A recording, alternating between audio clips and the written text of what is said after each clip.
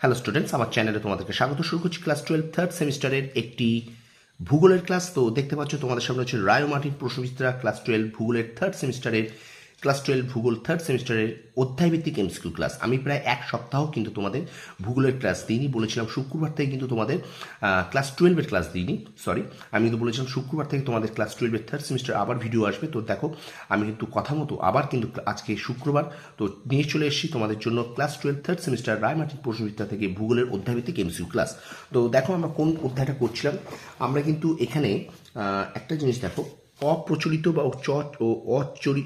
অচিরাচরিত শক্তি সম্পদ এইটা করেছিলাম এবং আমাদের 16তম পর্ব হয়ে গিয়েছিল, ঠিক আছে। তো আজকে আমরা পড়ব আমাদের অধ্যায়ভিত্তিক এমসিকিউ ক্লাসে 17 নম্বর পর্ব, অর্থাৎ আমরা আজকে কৃষিকাজ অধ্যায়টা শুরু করব। ইউনিট 4 কৃষিকাজ অধ্যায়টা শুরু করব।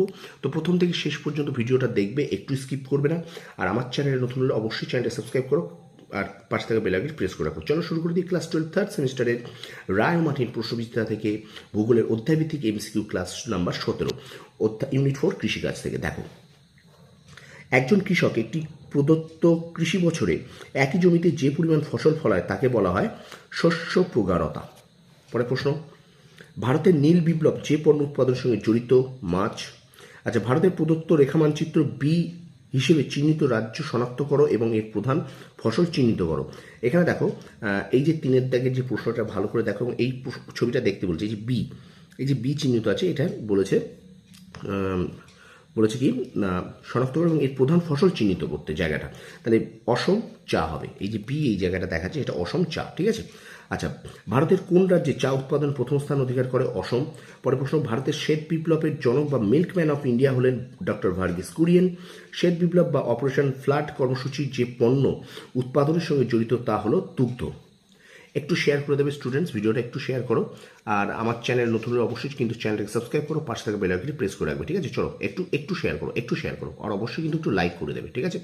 চলো আমরা চলে যাই, ভিডিওটা কন্টিনিউ করি। চলো পরের প্রশ্ন দেখো, শস্য প্রগারতা বা কৃষি প্রগারতা নির্ণয়ের সূত্রটি হল জিসিএ বাই এনসিএ ইন্টু 100। আচ্ছা, এবার দেখো, সামুদ্রিক লবণাক্ত বাতাস প্রয়োজন হয় ইক্ষু চাষে, ঠিক আছে। পরের প্রশ্ন দেখো, যে শস্যকে কেন্দ্র করে ভারতের সবুজ বিপ্লবের প্রথম সূত্রপাত হয়? গম।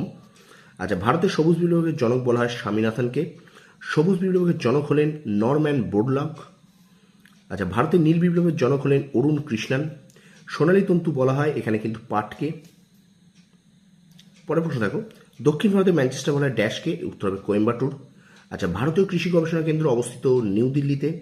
এবার দেখো, ভারতের পশ্চিম দিক থেকে পূর্ব দিকে ক্রমশ অগ্রসর হলে ক্রমানুযায়ী আমরা কিভাবে পাট, কার্পাস, আখ ও চা এর চাষ দেখতে পাবো? এখানে দেখো, 1 কার্পাস, 2 আখ, 3 পাট এবং 4 চা, এটা হবে, ঠিক আছে। প্রথমে কার্পাস, আখ, পাট, চা, এইভাবে আমরা কিন্তু দেখতে পাবো ক্রম অনুযায়ী যদি সাজাই পশ্চিম দিক থেকে, ঠিক আছে।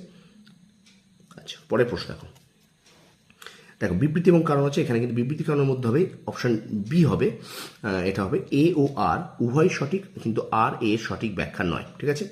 আচ্ছা, তারপরে দেখো, ন্যাশনাল ডেয়ারি ডেভেলপমেন্ট বোর্ড গঠিত হয় 1965 সালে। ভারতের শুষ্ক গ্রীষ্মকালে যে ফসলের চাষ করে তাকে বলে জাইদ ফসল। আচ্ছা, এখানে দেখো একটা স্তম্ভ মেলাও আছে। আচ্ছা, 1-এর সি, 2-এর ডি, 3-এর এ, 4-এর বি। 1-এর সি, 2-এর ডি, 3-এর এ, 4-এর বি। আচ্ছা, পরের প্রশ্ন, শস্য সমন্বয় নির্ণায়ক সূত্রের আবিষ্কারক হলেন উইভার। পরের প্রশ্ন, যখন একই জমিতে পর্যায়ক্রমে বিভিন্ন শস্যের চাষ করা তাকে বলা হয় শস্যাবর্তন। আচ্ছা, এখানে দেখো আরেকটা স্তম্ভ মেলাও আছে, একটু মিলিয়ে নেবে, অনেকটা বড়, প্রায় 6টা আছে এখানে। দেখো, 1-এর সি, 2-এর ডি, 3-এর এ, 4-এর বি, 5-এর এফ, 6-এর ই। কি বললাম? 1-এর সি, 2-এর ডি, 3-এর এ, 4-এর বি, 5-এর এফ, 6-এর ই, ঠিক আছে। আচ্ছা, এবার দেখো, প্রদত্ত বিবৃতিগুলি সত্য মিথ্যা নির্বাচন করো। তাহলে এখানে হবে 1 ট্রু, 2 ট্রু, 3 ট্রু, 3টেই ট্রু।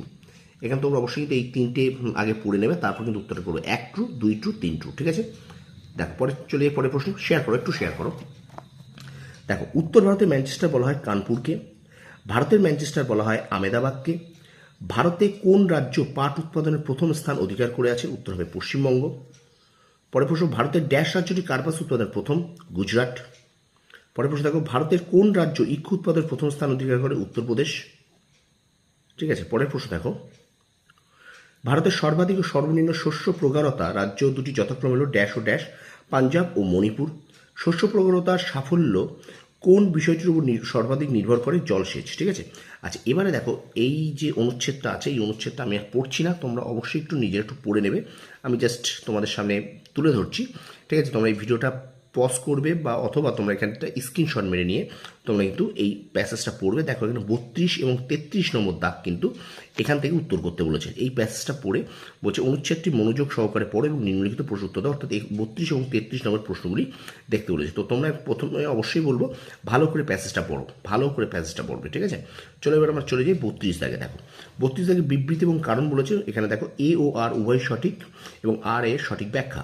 এবং 33 দাগ বলেছে দেখো পাট চাষ সংক্রান্ত ভুল বৈশিষ্ট্য নির্বাচন করো, পাট চাষের জন্য ভাঙড় পরিমৃত্তিকা প্রয়োজন। ঠিক আছে, তো এই ছিল আজকে তোমাদের ক্লাস 12 থার্ড সেমিস্টারে রায় ও মার্টিন প্রশ্নবিদ্যা থেকে অধ্যায়ভিত্তিক এমসিকিউ ক্লাস, অধ্যায়ভিত্তিক ভূগোলের এমসিকিউ ক্লাসের আজকে কিন্তু আমরা 17 নম্বর পর্ব শেষ করলাম। ঠিক আছে, তো ভিডিওটা অবশ্যই কিন্তু লাইক করবে, কমেন্ট করবে, বন্ধুদের মাঝে বেশি বেশি করে শেয়ার করবে। আর আমার চ্যানেলে যারা নতুন আছে অবশ্যই চ্যানেলটা সাবস্ক্রাইব করো, পাশে থাকা বেল আইকনটি প্রেস করে রাখো। ঠিক আছে, আমি কিন্তু খুব শীঘ্রই তোমাদের ক্লাস 12 থার্ড সেমিস্টারের জন্য কিন্তু মডেল কোয়েশ্চেন সেট আনতে চলেছি। অলরেডি ভূগোলের আমি দিয়েছি দুটো।